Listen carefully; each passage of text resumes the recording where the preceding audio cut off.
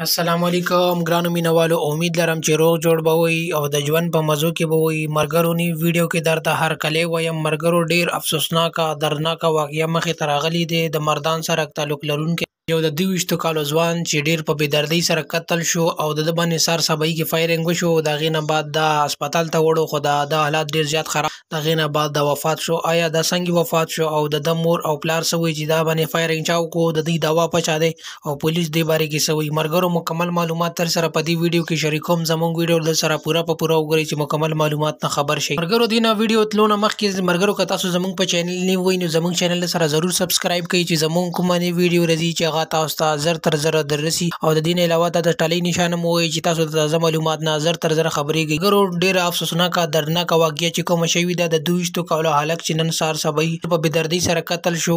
د مور او د پلار دا وینا وه چې د یو موټرسایکلو دکان کې به کار کولو چې د هغې نه بعد سهار سبایي کې دا تیار شو او دکان ته لاړ. هغې نه بعد بیا یو 2 غنټې بعد موږ ته دا اطلاع راغله چې آیا ستاسو زوی وفات شو او هغه په هسپتال کې وفات شو. چې موږ هسپتال ته لاړل او زموږ حالات وکتل، زموږ د زوی حالات ډېر زیات خراب و. د هغې نه بعد بیا موږ کور ته راوړو او موږ پولیس باندې راپورټ ولیکلو چې آیا دا دومره ظلم موږ سره چا وکړو چې زموږ زوی د هېڅ ګناه هم د ده نه وه او هغې نه بعد باوجود هم دا قتل شو. آیا دا یې ولې قتل کړو او د ده دا خو یو بې اخلاقه غونې هلک و. د ده چا سره هېڅ قسمه څه لانجه د ځمکې او د پټي او د جینۍ هېڅ قسمه لانجه نه وه. نو بهرحال دا زموږ سره دومره ظلم وشو. ولې وشو؟